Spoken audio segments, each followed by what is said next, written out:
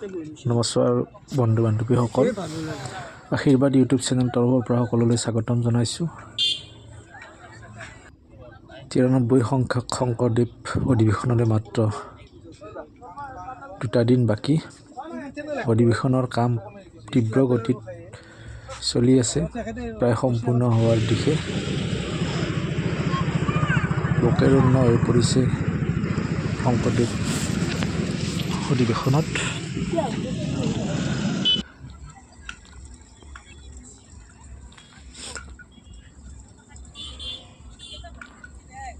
আৰু 2 দিন পিছত মনোৰঞ্জনৰ অৱস্থিত হাতীহলা পথাৰত হাজাৰ হাজাৰ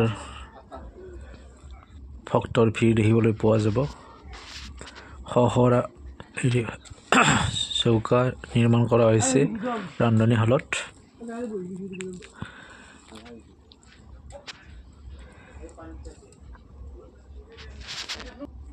সুন্দৰ পৰিৱেশ, এইবিলাক চৌকাত থালি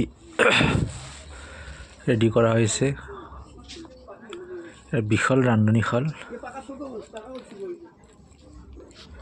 হাজাৰ হাজাৰ ভক্তই ইয়াত আহাৰ গ্ৰহণ কৰিব পাৰিব।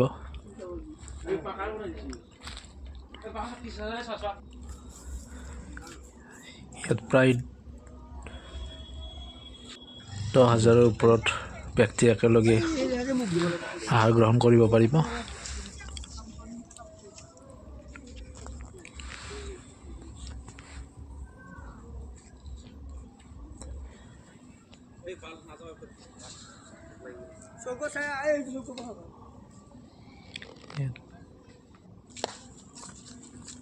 এক সুন্দৰ পৰিৱেশ।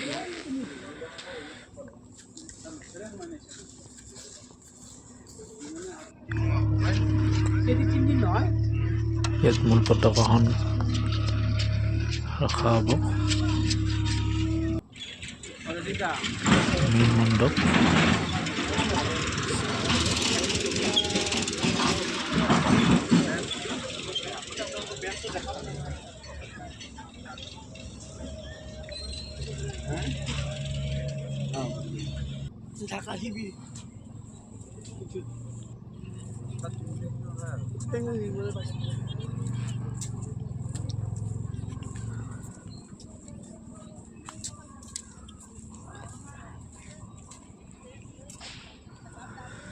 প্ৰস্তুতি প্ৰায় সম্পূৰ্ণ হোৱাৰ দিশত আগবাঢ়িছে।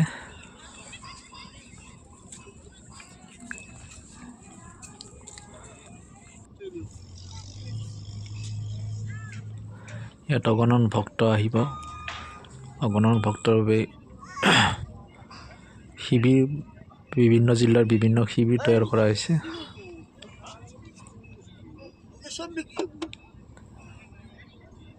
মূল নামঘৰ এইটো।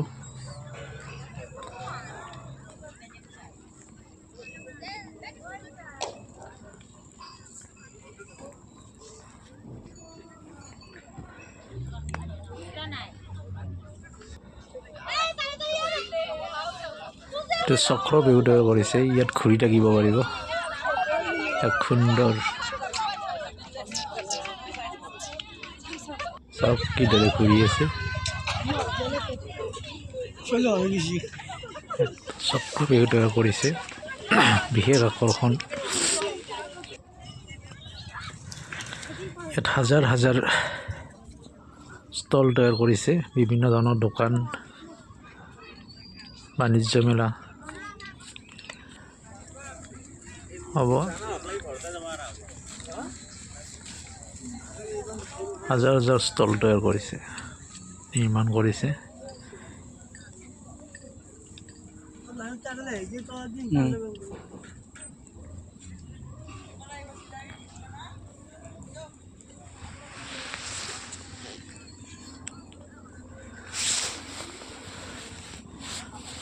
আশা কৰিছোঁ সকলোৱে এই অধিৱেশনস্থলীলৈ আহিব।